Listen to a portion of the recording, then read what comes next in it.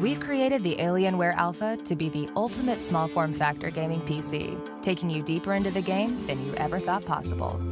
Amazingly small and incredibly user-friendly, the Alpha has a unique user interface, Alienware Hive Mind, which allows you to access your Steam games, videos, images, and favorite programs all from your controller. It's also got powerful Intel Core i processors, up to 16 gigs of DDR4 memory, and an M.2 PCIe port for additional storage. And with the optional Alienware graphics amplifier, you can experience brilliant 4K gaming and incredible virtual reality. With an improved GPU performance from a 4GB NVIDIA GeForce GTX 960 GPU, your gaming experience is visceral and real.